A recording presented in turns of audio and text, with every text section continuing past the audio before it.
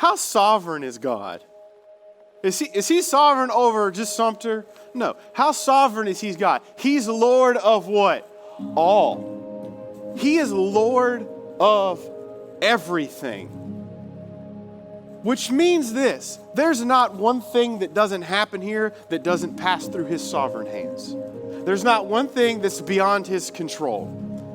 And I think sometimes, myself even included, it's real easy for us to get into a space where all of our identity is hinged on these political things that are just going to keep changing, right?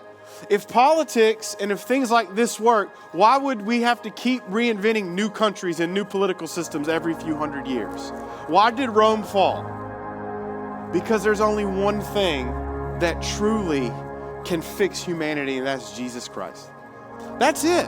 There's nothing else. How many times has our political system tried to fix racism? You tell me, right?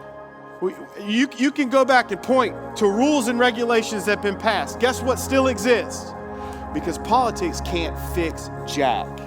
It can only mitigate what and who we are. The only real cure for us, the only place where we can truly hang our heart is on the cross of Jesus Christ and his completed work. This week, as you know, is a huge week. You're seeing signs everywhere, which really just blows my mind how people who have no one running against them in this community still put up 50 million signs. I actually want to not vote because that's just littering at that point, right? But I think about this week coming up, we're going to have an election. It's probably going to be contested. But you know what?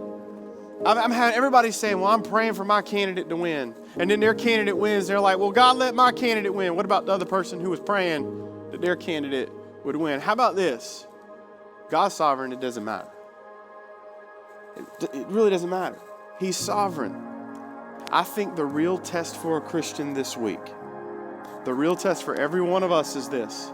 It is not what you do on election day, but it's how you respond the day after. That's when your faith will be seen.